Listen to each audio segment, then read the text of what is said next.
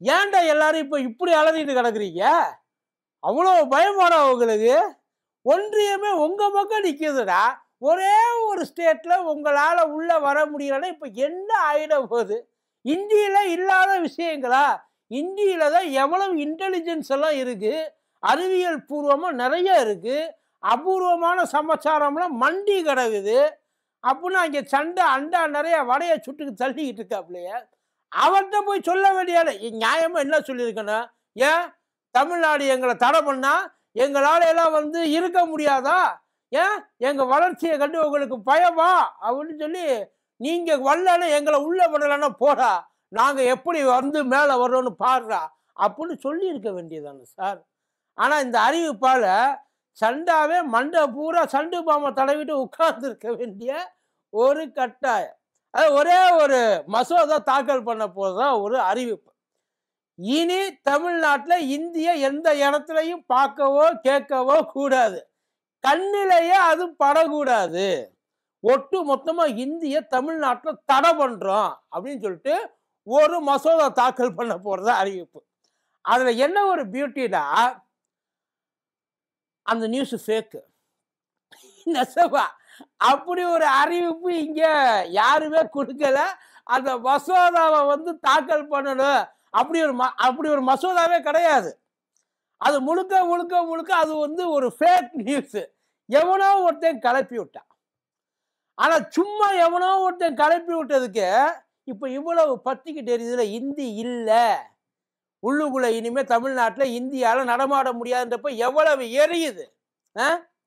ஒருவேளை இதை கொண்டு வந்து என்னடா பண்ணுவியப்ப? ஏன்னா இப்ப நீங்க ஆடுற ஆட்டமெல்லாம் அப்படித்தானே இருக்குது. ஆக்சுவலி இதை கொண்டு வந்ததுக்கு இதை யாரு பரப்பி விட்டது, இது பரப்புனதுக்கான பின்னணி என்ன, இது எல்லாமே முழுக்க முழுக்க இன்னொரு அரசியல். 10 ரூபா. உங்கள் லெஜண்ட் சரவணாவில் தீபாவளி பரிசாக பவனுக்கு ரூபாய் 1200 தள்ளுபடி.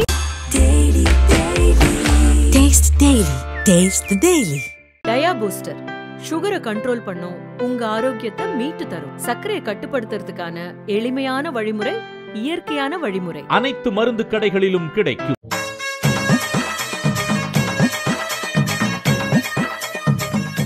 மதியம் நேருக்கு வணக்கம். இது மதியம் தர்பார். கூத்தடி கோப்பை. இதை யாரு கலப்புனாங்க, எதுக்கு கலப்புனாங்க அப்படின்றத காட்டில இது எப்படி இவ்வளவு அதாவது பெரிய பெரிய நியூஸ் சேனல்ஸ் எல்லாம் இதை வந்து கேரி பண்ணிருச்சு.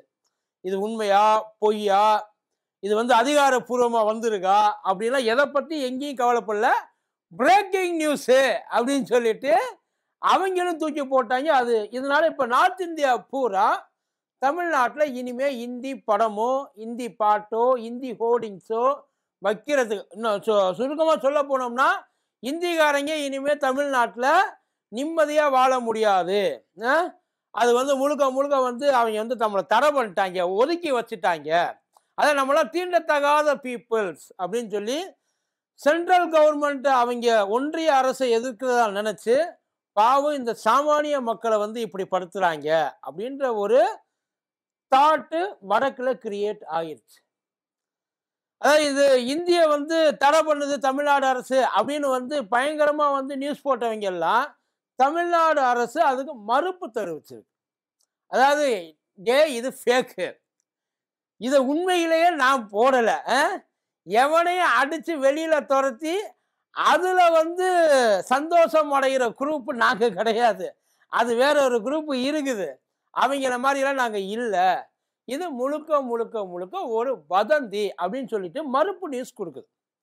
அப்படி அந்த மறுப்பு நியூஸை கொடுக்குறப்ப அதையும் கேரி பண்ணி போடணும்ல. அதை எங்கேயுமே எவனுமே, அதாவது இந்த நியூஸை போட்டவங்க எவனுமே அந்த நியூஸை கேரியே பண்ணலை. ஏன்னா கேரியும் பண்ண மாட்டாங்க. அங்க இருக்கிறவங்களுக்கு எப்படி தெரியும் இந்த நியூஸ் ஃபேக்குன்ட்டு? அவங்க தமிழ் சேனலை பார்க்க போறாங்களா, இல்ல அவங்க வேற யார்ட்டையாவது கேட்டு தெரிஞ்சுக்க போறாங்களா? அது எப்படி அவங்களுக்கு தெரியக்கூடாதுன்றதுதான். ஒன்ஸ் பரப்பி விட்டா அது அப்படியே வந்து டபுள் ஆகி குட்டி போட்டு அந்த மாப்பிள்ளை தங்க சொம்பு கேட்கிறாருன்னு சொல்லுவாங்கல்ல, அந்த கதை தான். இப்ப என்னன்னா தமிழ்நாடு இந்தி பேசுறவங்கள வெறுக்குது, தமிழ்நாடு மொழி வெறி பிடிச்சி அலையுது. இதுதான் அவங்களோட என்டையர் அஜெண்டா. இப்போ தமிழ்நாட்டுக்கு ஆல் ஓவர் இந்தியா ரேஞ்சில் இன்னும் சொல்ல போனால் ஐயா மு.க. ஸ்டாலினுக்கு ஒரு பெரிய சப்போர்ட். அதாவது அவங்க பண்ணுறது எல்லாமே நியாயமாக இருக்கு. அவங்க ஸ்டேட்டை பயங்கரமாக டெவலப் பண்ணுறாங்க. ஒன்று சொல்கிறது சார், இந்தியாவிலேயே இந்தியாவோட ஜிடிபியே 5 6% தான். ஆனால் தமிழ்நாட்டோட ஜிடிபி 12 கிட்ட போயிட்டு இருக்கா. அதாவது என்டையர் இந்தியாவோட ஜிடிபியை காட்டிலும் சிங்கிள் ஸ்டேட்டோடது டபுள் த ஸ்பீடில் போயிட்டு இருக்கு. இப்போ நிறைய பேசலாம், இங்கே ஏகப்பட்ட அரசியல் இருக்கு, அதுக்கெல்லாம் நான் வரல. ஒட்டு மொத்தமாக தமிழ்நாட்டோட ஜிடிபி இந்தியா ஜிடிபியை விட அதிகமாக இருக்கு. இந்தியாவிலே அதிகமாக வளர்ந்து வரக்கூடிய மாநிலங்களில் முதல் இடத்துல இருக்கிறது தமிழ்நாடு தான். இதில் எல்லா விதத்திலையும் அதாவது சராசரி ஒரு மனுஷனோட சம்பாத்தியம், அவனோட வாழ்க்கை முறை, அந்த வறுமை கோட்டுக்கு கீழே எவ்வளோ பேர் இருந்திருக்காங்க, இது எல்லாமே கம்பேர் பண்ணி பார்க்குறப்ப, ஸோ இது எல்லாமே சேர்ந்து தமிழ்நாட்டுக்கு ஒரு நல்ல இமேஜ் இது வரைக்கும் அதாவது எல்லா ஸ்டேட்லையுமே தமிழ்நாட்டை வந்து ஒரு எக்ஸாம்பிளாக எடுத்துக்கிட்டு எப்படி இம்ப்ரூவ் பண்ணலாம் அப்படின்றதெல்லாம் இம்ப்ளிமெண்ட் பண்ணிட்டு இருக்காங்க. இங்கே இருக்க அந்த பிளான்ஸ் ஆல்ரெடி கொண்டு வந்த பிளான்ஸ் எல்லாம் எடுத்துக்கிட்டு ஒன்றும் இல்லை, ஒரு பேத்துக்கு சொல்கிறேன், இங்கே கொடுக்குற அந்த மகளிருக்கு கொடுக்குற அந்த 1000 ரூபாய் தொகை இப்போ பீகார் எலெக்ஷனில் 1100 ரூபாயா கொடுக்குறாங்க எல்லாருக்கும். இது வரைக்கும் இந்தியாவில் ஓப்பனாக ஒரு கவர்மெண்ட் இந்த மாதிரி நேரடியாக மக்களை போய் சேர்ற மாதிரி எந்த திட்டமும் இந்தியாவில் எந்த ஸ்டேட்லையுமே கிடையாது. முதல் முறையாக டைரக்ட் பெனிஃபிஷரியா வந்து மக்கள் இருந்திருக்காங்க. அதாவது கவர்மெண்ட் டு ஸ்ட்ரைட்டாக வந்து ஒவ்வொரு இண்டிவிஜுவலோட அக்கௌண்ட் நல்லா தெரிஞ்சாங்க. இதை எல்லா ஸ்டேட்டையும் கேரி பண்ணி அதுக்கேற்ற மாதிரி அவங்களுக்கு ஏற்ற மாதிரி அவங்களோட மேனிஃபெஸ்டோவை அவங்க ரெடி பண்ணிக்கிறாங்க. இது one of the development, just one of the development. எப்படி காப்பி அடிக்கிறாங்க அப்படின்றதுக்கான இந்த மாதிரி பல திட்டங்கள் நமக்கே தெரியும். நம்ம தமிழ்நாட்டுக்குள்ளேயே இருக்கிறதுனால தமிழ்நாட்டை பற்றி தரமட்டமாக பேசிக்கிட்டு இருக்கோம். இந்தியாவில் வேற எந்த ஸ்டேட்டுக்கு போயிட்டு நீங்கள் வந்தாலும் அப்போ தான் தமிழ்நாட்டோட அருமை என்ன அப்படின்றது எல்லாருக்கும் தெரியும். நாம் பண்ணிக்கிட்டு இருக்கிறது என்னன்றது அப்போ தான் நமக்கு புரியும். ஆனால் மற்ற ஸ்டேட்டில் இருக்க வெளியில் இருக்கிறவங்களுக்கு நமக்கு கிடைக்கிற அந்த ஃபெசிலிட்டிஸு, நம்ம அனுபவிக்கிற அந்த விஷயங்கள் எதுவுமே அவனை இன்னும் போய் அடிப்படை வசதிக்கு சேரவே இல்லை. அதனால தமிழ்நாட்டோட அருமை தெரியும். தமிழ்நாட்டை பற்றி எல்லாரும் பயங்கரமாக பேசிக்கிட்டு இருக்காங்க. ஸோ அதனால இப்போ தமிழ்நாட்டை என்டையர் இந்தியாவில் எப்படி அடிக்க முடியும்? அதாவது ஒட்டுமொத்த இந்தியாவையும் தமிழ்நாட்டுக்கு எதிராக திருப்பி விடணும். என்ன பண்ணலாம்? இன்னும் அவங்க கண்ட்ரோலில் போகாது. ஐயா ஸ்டாலின் அடிக்கடி சொல்லுவார், தமிழ்நாடு எப்பயுமே அவுட் ஆஃப் கண்ட்ரோல். இப்பயும் அவுட் ஆஃப் கண்ட்ரோல் தான். அதை எப்படி என்டையராக ஒட்டுமொத்தமாக மக்கள் மூலியமாக வெறுக்கடிக்க முடியும்? ஏன்னா இப்போ திமுகவை வந்து தமிழ்நாட்டை அதை திமுகன்னு வச்சுக்கோ. ஏன்னா தமிழ்நாடுன்றது இப்போ அவங்க டார்கெட் பண்ணுறது திமுக கவர்மெண்ட் தான். திமுக இந்தி பேசுகிற மக்களுக்கு எதிராக இருக்கு அப்படின்னா இந்தியா கூட்டணியில் எப்படி அது ரிஃப்ளெக்ட் ஆகும்? சும்மா யோசிச்சு. இப்போ பீகார் எலெக்ஷன் வருது, ஒரு பேச்சுக்கு சொல்கிறேன். தமிழ்நாட்டுக்கு அதிகமாக வரக்கூடியவங்க யாரு? முக்கால்வாசி பீகார், குஜராத்து, இந்த மிசோரம், நார்த் ஈஸ்ட்டு, அதுக்கப்புறம் அஸ்ஸாமீஸ். இவங்க தான் அதிகப்படியான மக்கள் இங்கே வர்றாங்க. அவங்க எல்லாருமே ஒயிட் காலர் ஜாபுக்கு யாருமே வர்றது கிடையாது. அவங்க பாவம் வேலை பார்க்குறது பூராமே அடிமட்ட லெவலில் தான் வேலை பார்க்குறாங்க. அவங்களும் ஒன்று இங்கே வந்து சம்பாரித்து பெருசாக நம்மக்கிட்ட இருந்து அள்ளிட்டுலாம் போகலை. அவங்க சோறு திங்கிறதுக்கு என்ன வழி? அவங்க ஃபேமிலி கஷ்டப்படாமல் 3 வேளையும் சாப்பிட்றதுக்கு என்ன வழி? அதுக்காகத்தான் அவங்க வரான். அவன் இங்கே திருடலை. திருடுறதுக்கு ஒரு குரூப் தனியாக இருக்கு, நான் அதை பற்றி பேசலை. இங்கே வந்து வேலை பார்க்குறான் பார்த்தியா, அவன் இங்கே திருடுறதுக்காக வரல, உழைச்சி சாப்பிட்றதுக்காக வந்திருக்கான். உண்மையிலே தமிழ்நாடு பல மாநிலங்களுக்கு இங்கே பல மாநிலங்களை இங்கே இருந்துக்கிட்டே வாழ வைக்குது. அதை வந்து இங்கே இருக்கிறவங்க எவனும் பேசவே மாட்டான் கடைசி வரைக்கும். ஸோ இவ்வளோ விஷயங்கள் இருக்கிறப்ப ஒட்டு மொத்தமாக தமிழ்நாட்டுக்கு எதிராக இருக்கிற எல்லாரையும் எப்படி திருப்புறது? இது அத்தனையுமே ஒரு அரசியல் லாபம் தான். எல்லாமே ஒரு அரசியல் லாபம். இது வந்து ஒரு ஃபேக் நியூஸ். தமிழ்நாட்டில் இந்தி அந்த கேட்குறதோ பார்க்குறதோ அந்த பாடமோ எதுவுமே வந்து எல்லாமே வந்து பேனு அப்படின்றது.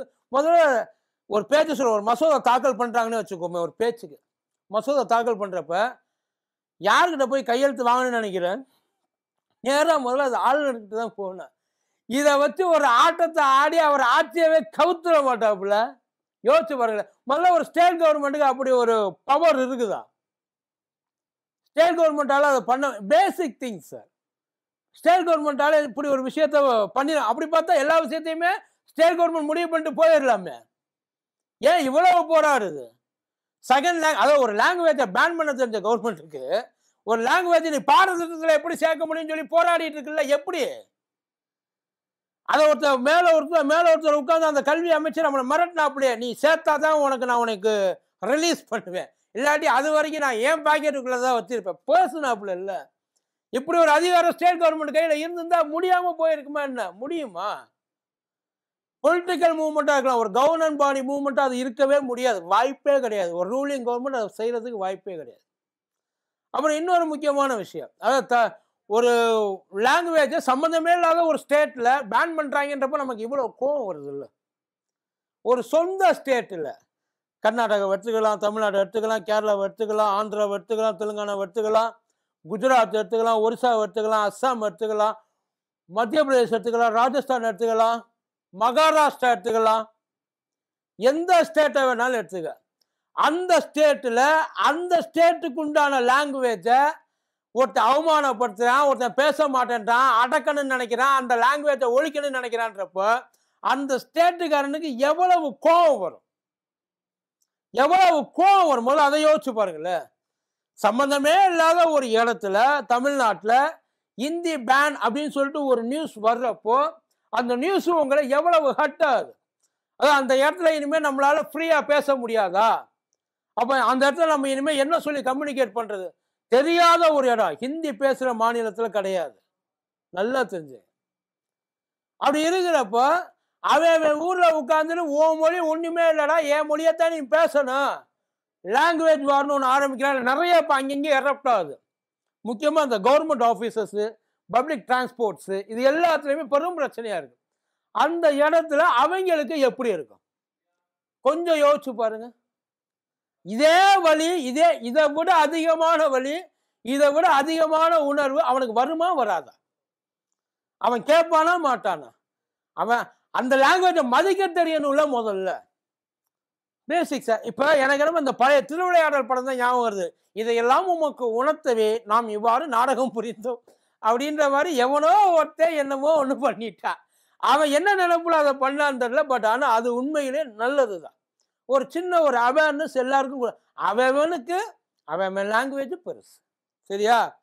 எல்லா லாங்குவேஜும் ஒரே லெவலில் தான். இன்னொன்று நல்லா தெரிஞ்சாங்க, எந்த ஒரு ஸ்டேட் கவர்மெண்ட்டும் இந்த மாதிரி சென்ட்ரல் பாலிசியில் போயிட்டு இதை நான் வச்சுக்கிறேன், இதை நான் வச்சுக்க மாட்டேன் அப்படின்லாம் சொல்லி ரூல்லாம் பண்ண முடியாது. அரசியலமைப்பு சட்டத்திலலாம் திருத்தலாம் முடியாது. அதனால கொஞ்சம் அடிப்படை அந்த அறிவெல்லாம் இருந்துச்சுன்னா பரவாயில்ல. இப்போ கொஞ்சம் கொஞ்சமாக அந்த அறிவெல்லாம் வளர்ந்துக்கிட்டு வருது நார்த் இந்தியாவில்.